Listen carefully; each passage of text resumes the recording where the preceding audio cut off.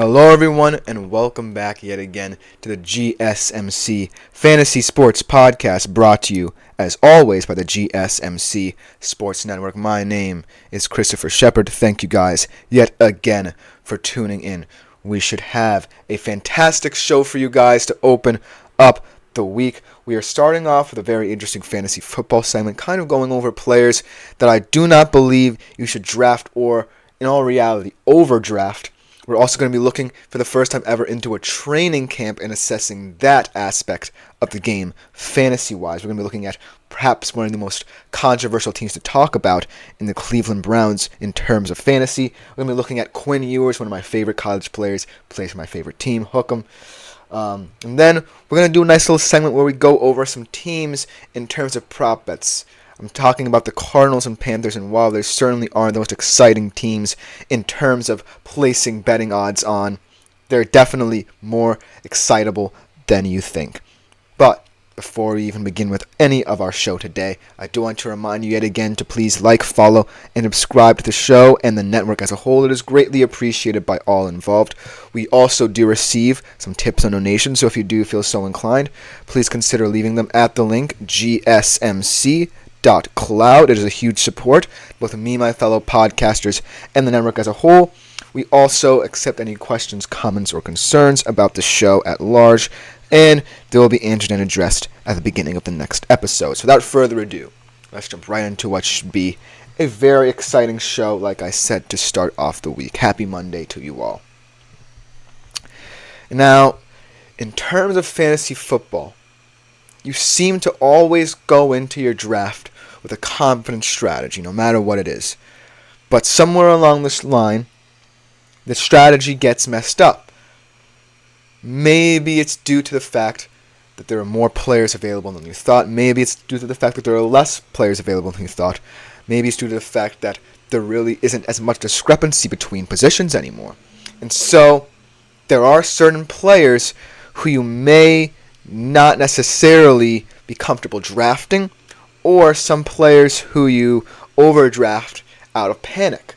And so I feel like this segment is going to do the job of dissuading you from going into this with a game plan, because everyone's game plan during a fantasy football draft does not work out unless, of course, you have the top pick in every round and you have your whole entire thing set up and you can pick whichever player you choose.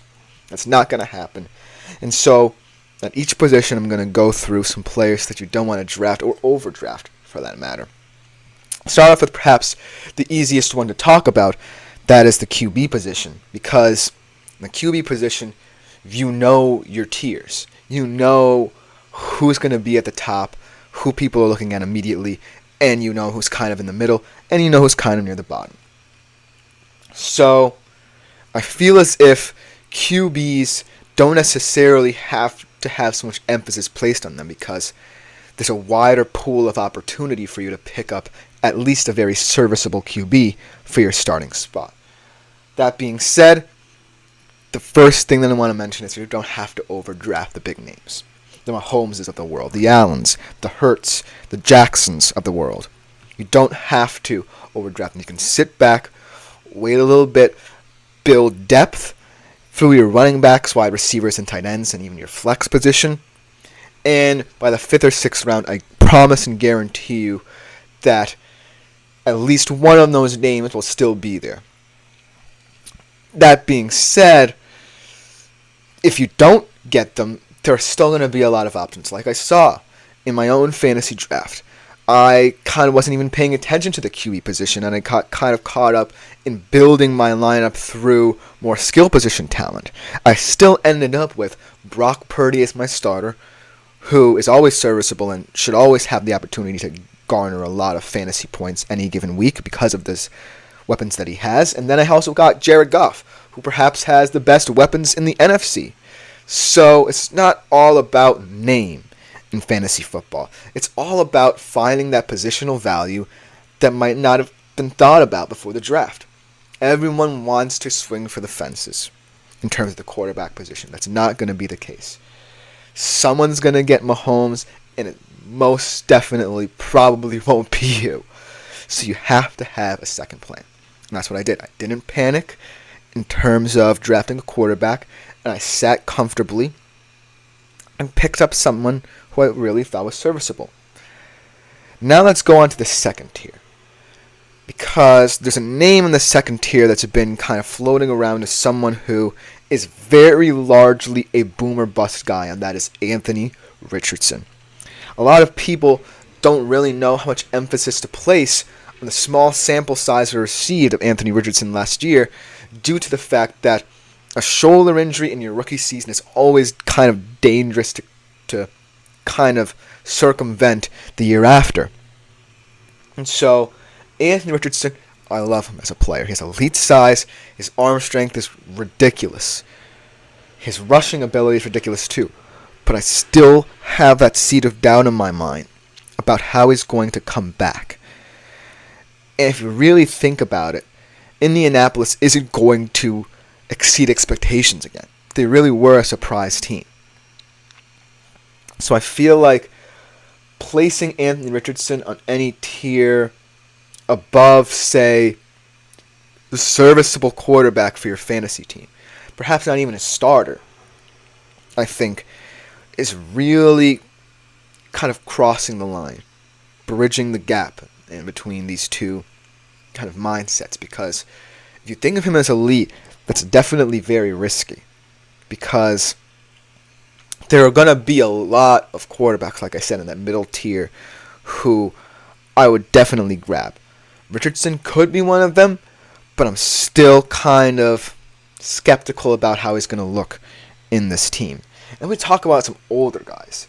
How much trust do you place in guys like Aaron Rodgers and Kirk Cousins? Because they're both in offensive systems that seem like they're decent fits, but at the end of the day, they are getting older. Kirk Cousins is coming off an Achilles injury. So is Rodgers, for that matter. And I feel as if too much heavy emphasis is being placed on their success. A lot is hinging on the offensive successes of these teams. I'm not sure if Aaron Rodgers or guys like that, and Kirk Cousins for that matter, are going to be able to sustain their levels of success that we've seen throughout their career, especially in fantasy, because they don't necessarily translate as fantasy guys either. They're not guys who are going to get you the production and stats you need in fantasy. They're guys who largely are comfortable with distributing the ball in any way they can. They're not big names anymore. And so, how you feel offensively about these teams should not sway your decision on whether or not you swing for the fences on a Rodgers or a Cousins. Because I certainly do not think they're on the plus side of, say, the tier 2 of quarterbacks who I think about. They're kind of declining and lowering in my rankings and rungs in terms of where they are. That being said, they do have good offenses, and should they develop rapport with certain players, then, anything can happen. But right now, I'm very low on them. Now let's switch to the running back position, because that's very interesting. Let's talk about someone much like Anthony Richardson, who burst onto the scene, had a lot more games than Anthony Richardson, for that matter, to really prove himself, and that's Kyren Williams. Kyren Williams is definitely going to be someone who is going to be tossed around your fantasy league if, people feel he's better as a flex option, because that's my big question about him. Is he too good to be true? Is he kind of in this mirage where everyone's searching for an elite running back outside of, say, Christian McCaffrey or Breece Hall, and Kyren Williams is truly a revelation? That being said, is he really going to sustain that level of success? Or the Rams, for that matter, going to sustain that level of success? How long is their rope? And so, Kyren Williams, I feel like, is going to be a player who's not going to have a cemented spot on really a lot of people's fantasy teams. I just think he's a guy who's going to be a nice streaming option where he's going to have disappointing days. And you're going to have to take them with a grain of salt and accept the fact that he's just a very volatile player, because I truly think that when someone that young has a breakout season, it's very hard to sustain. And then, similar to Ramondre Stevenson, I think that the Patriots running back room, because of Antonio Gibson, is going to get a little bit muddy. I think a lot of their offense is going to go through those two, because they really don't know what they have in Drake May just yet. They're going to have to see in real game time with him. But I do still like Ramondre Stevenson as an option. It's just a matter of where he places in your opinions and what you think of him and how you think of this Patriots offense as a whole. And then, to wrap it all up, let's talk about some receivers. Let's talk about how Stefon Diggs fits into this Texans offensive scheme, if he even is going to be the number one receiver in terms of target share on this team, because that will certainly affect how this whole offense operates. Because if C.J. Stroud has to pay extra attention to Stefon Diggs, then who knows how kind of convoluted this Texans wide receiver group is going to become, because they developed a rapport last season. You want to sustain it for this season, and so adding Stefon Diggs might muddy the waters a little bit. And then, to finish this all off, let's talk about a guy in Brandon Ayuk who maybe has been impacted by trade talks and trade rumors.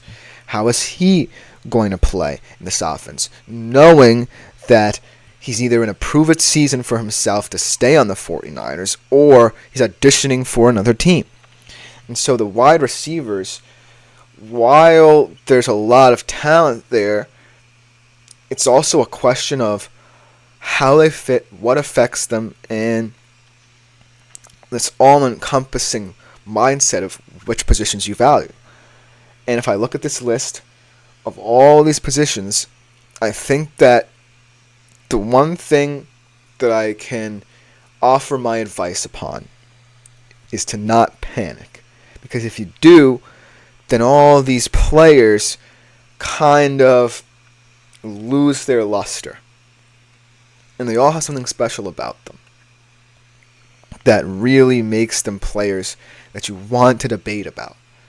But at the end of the day, it's ultimately your opinion that matters. Do you really view these players as well as others? That's the question. But after this, we are going to be looking at the Cleveland Browns training camp and what this means in terms of implications for fantasy. They're definitely a team to look out for. We'll be back after the break. I feel like I'm losing my